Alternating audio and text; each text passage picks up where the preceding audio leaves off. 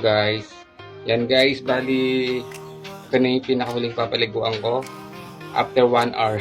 Nakakapagod talaga. Habang nagpapaligo ako, naglilinis na rin ako ng sahig. Kasi nga siyempre yung sa pupo nila, sa ihi nila. Ito naman si Iwan. Parang 3 years na ata sa akin to. Iniwan lang to sa kahon. Doon sa tapat ng tindahan o tabi ng tindahan ata. Basta sa gate, sa ganun. Hindi ko lang ma-recall pero iniwan daw to dun sa bahay nila sa ID na nakalagay sa kahon. Iniwan sa akin to guys. Kahit nga busy si Ate Aileen at maraming ginagawa. Marunong naman akong talaga. Napakalit pa nito. Sobrang liit talaga. Parang di pa ata na dito na iwan na. Tapos itong si Iwan na to nagkasakit to ng malala. Buti nga naka-recover. Akala ko mamamatay din.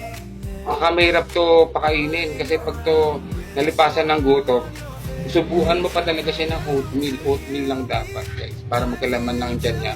Kung hindi na siya kakain, bibili ka pa ng recovery. Yung mahal-mahal ng recovery, nasa 320 plus pamasahe pa guys.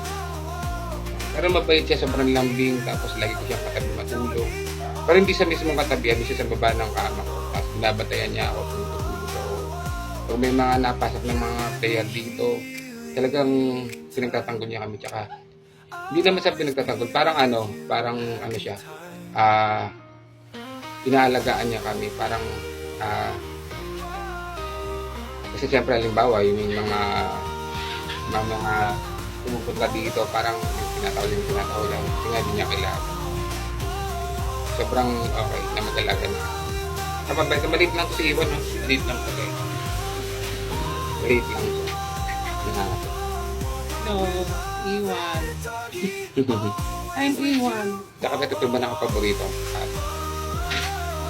Mabait pa kasi ito si Iwan. Ito ka na.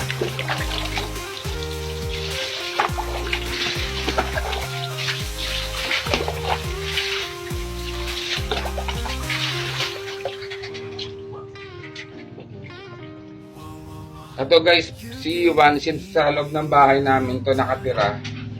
Yan, sa loob ng bahay, dito sa labas. 2 beses ko siya pinapiliguan. Tapos dati nagtatanggalan yung mga balahibo niya. Hirap na hirap kami. Tapos pag may mga garapating aso, bumibili pa ako ng pampatak. Ang mahal ng isa nun, 150 yung pinakamaliit. Yung pinakamalaki parang 300. Kung ilan yung aso mo, di ba? Ang so expensive. May nagsabi nga sa akin na dishwashing liquid. Maganda siya, nakakapatay siya ng garapat. Ang problema, pag naglaon, nasisira nga yung balat ng aso. Mas maganda na yun, no? Yun, ito yung paddy ka. Tapos sobrang sinasabong ko tumiigil, lalo na yung face niya. Diba? Tapos pag magano ko sa mukha, pababa. Para hindi sabunan yung mata niya guys.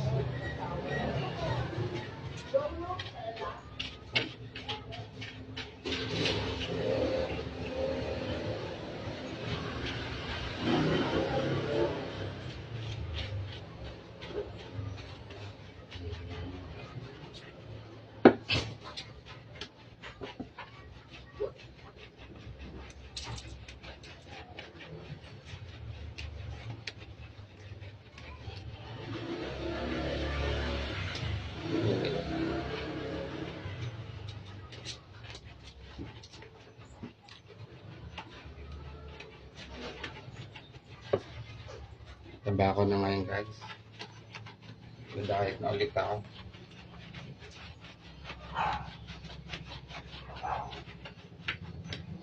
Pero ako nasa point na ako na gusto ko, aso ko na lang isa o dalawa. Kasi ang hirap, lalo na sa foods. Ang hirap sila hanapan ng pagkain. Hindi na bawal naman sa kanila yung buto-buto na manok. Tapos syempre, dapat himay-himay mo yung laman. Minsan bibili ka lang ng leeg. Isang pirasong leeg, 15 pesos. Kasi na sa kanila yun. Sa 5 aso, grabe. Yun naman, siyempre kay Iwan. Tapos yung natirang leeg, sa 4 na aso na. Matipid tong mga aso ko kaysa dun sa iba. Ang malakas lang sila sa kanin, guys.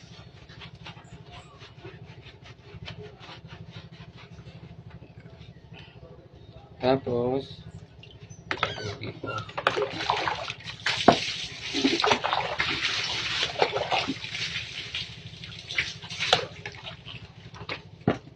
So, ito talaga pinapaliguan ko na sobrang ganda. Siyempre, since kasama namin sa loob ng bahay. Tsaka sa taas ng bahay, sa kwarto namin, siya yung bantay.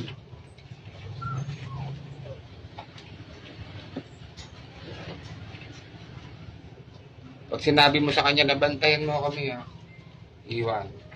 Nabantayan niya talaga kami.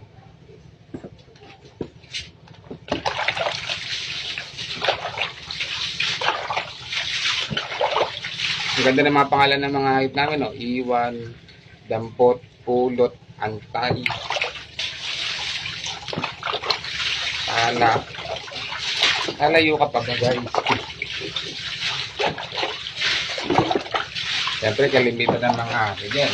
Ang pangalan, Ronnie, Jackie.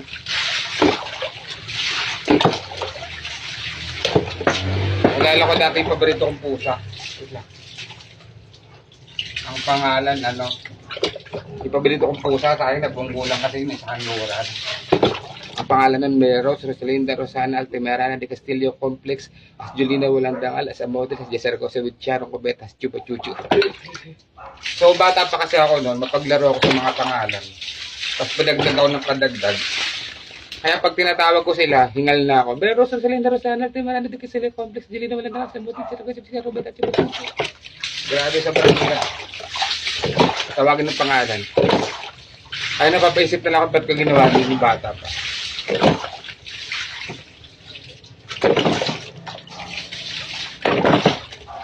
Yung mga pusang malalaki, hindi ko na pinapaliguan. Minsan sa ano lang.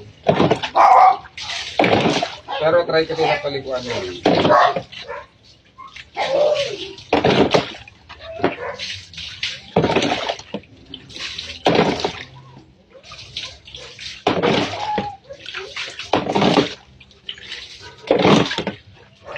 Nahantar ko mabuti guys para talagang walang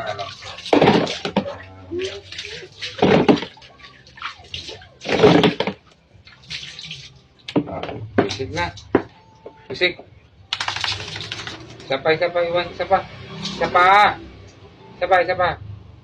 Dali, bago punas na. Para tapos na tayo. Bisig na. Bisig pa isa. Very good.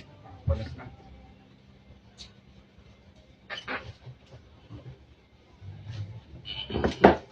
Pinupunasan ko to guys kasi hindi ko pwedeng hayaan matuyo kasi baka madulas si nanay sa loob sa terrace tsaka sa sala. Ay dapat pagpasok nyo sa loob, tuyo na itong aso na to. Maliit na naman ang aso to guys.